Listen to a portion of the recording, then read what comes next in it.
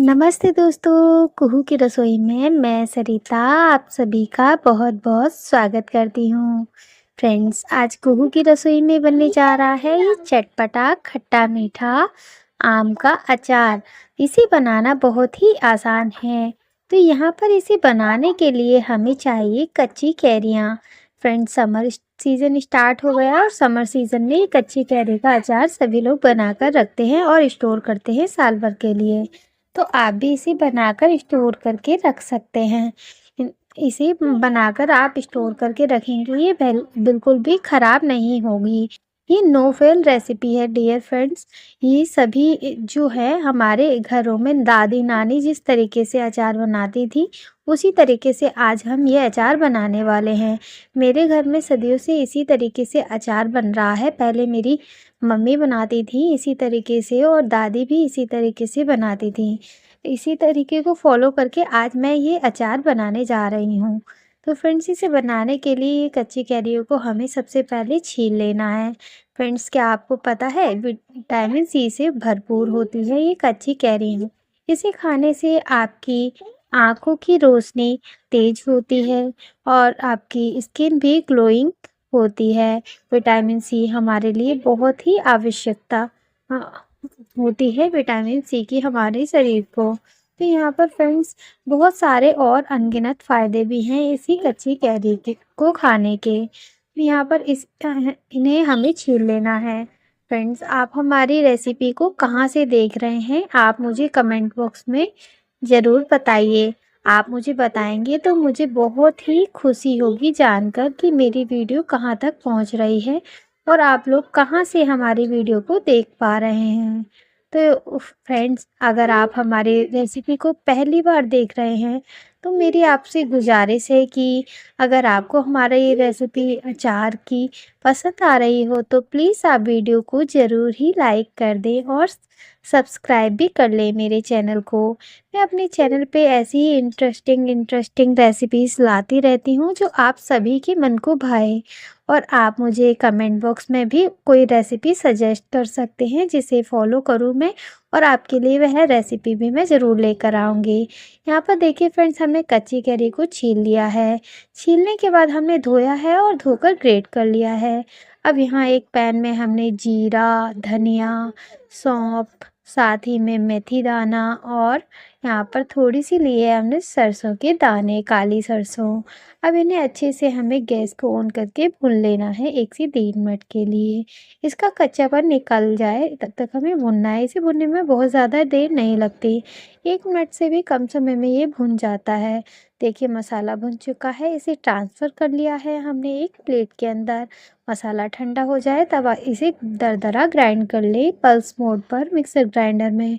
यहाँ पैन में डाला है हमने सरसों का तेल 2 चम्मच, साथ ही में आधा चम्मच जीरा और हींग। जीरा और हींग जैसे ही चटक जाए हमें यहाँ पर कच्ची कैरी के ये लच्छे जो हमने ग्रेट करके रखे थे इसे हम यहाँ पर ऐड कर देंगे और अच्छे से इसे भूनेंगे। फ्रेंड्स, इसे भुनना बहुत ही ज़रूरी है। इस तरीके से जब हम भुनेंगे तो इसका फ्लेवर और भी अच्छा आता है। अचार में एक क्रंचीनेस फ़ील निकल कर आता है अचार में, जो बहुत ही अच्छा टेस्ट देता है। तो इसे यहाँ पर इस तरीके से आप ज़रूर भुनें। तो देखिए यहाँ पर हमने अचार को इसी तरीके से 1 से 1.5 मिनट के लिए भुना है। अब यहाँ पर डालेंगे हम चीनी। तो फ्रेंड्स, चीनी हमने यहाँ पर 250 से 300 ग्राम जो है हमारी कच्ची कैरियाँ थी, 300 ग्राम ही थी फ्रेंड्स, और इसमें डाला है हमने 400 ग्राम चीनी। फ्रेंड्स, चीनी हमेशा थोड़ी ज़्यादा लेनी है क्योंकि चीनी जो है कच्ची कैरी के मुकाबले ज़्यादा इसलिए होनी चाहिए क्योंकि कैरी बहुत ही ज़्यादा खट्टी होती हैं। इसके परफेक्ट बैलेंस के लिए इतनी चीनी सही है और अगर आप ज़्यादा मीठा खाना पसंद करते हैं तो आप इसमें ज़्यादा भी चीनी ऐड कर सकते हैं थोड़ी। अब यहाँ पर इसे हमने अच्छे से 2 से 3 मिनट भुना था और 5 से 7 मिनट के लिए ढककर पकाया है लो फ्लेम पर। यहाँ देखिए हमारी जो कैरी है बहुत ही अच्छे से चीनी इसमें घुल गई है कैरी के अचार में। अब यहाँ पर डालेंगे जैगरी। आप जैगरी पाउडर भी ले सकते हैं और ये पंचफोरन मसाला जो हमने अभी तैयार किया था वह ऐड कर दिया है।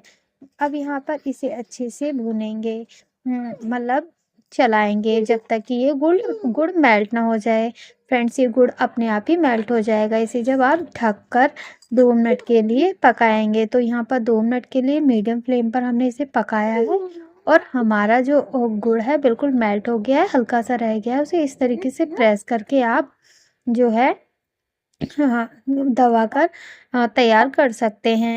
यहाँ पर देखिए अच्छे से गुड़ मेल्ट हो गया है। अब गैस की फ्लेम को आप बंद कर सकते हैं। बस यहाँ पर ऐड करेंगे भुना हुआ जीरा, काली मिर्च और थोड़ी-सी इलायची पाउडर, इसे हमने मिला दिया है और गैस को हमने बिल्कुल लो फ्लेम पर रखा है इस समय। आप बंद भी कर सकते हैं फ्रेंड्स। बिल्कुल तैयार है हमारा परफेक्ट गुड़ वाला ये कच्ची कैरी का अचार। फ्रेंड्स, गुड़ डालने से जो है कलर बहुत ही अच्छा निकल कर आता है इसका।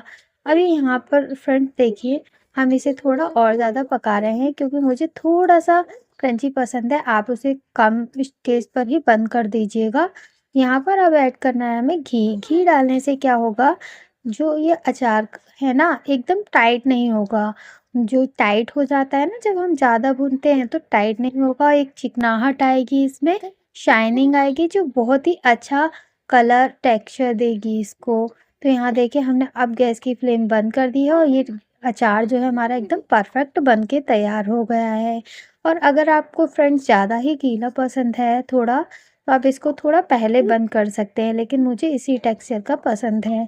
ये अब इससे थोड़ा-सा गाढ़ा हो जाएगा जब ये ठंडा होगा। तो यहाँ पर देखिए हमारा जो अचार है बिल्कुल परफेक्ट बन के तैयार हो चुका है। आपको मैं दिखाती हूँ इसकी कंसिस्टेंसी, देखिए कितना अच्छा लग रहा है। तो है ना कमाल की रेसिपी फ्रेंड्स। झटपट से बन गया हमारा कच्ची कैरी का ये चटपटा खट्टा मीठा अचार। अगर आपको ये पसंद आई हो रेसिपी, तो प्लीज़ वीडियो को लाइक करें और मेरे चैनल को सब्सक्राइब करें। फिर मिलते हैं राधे।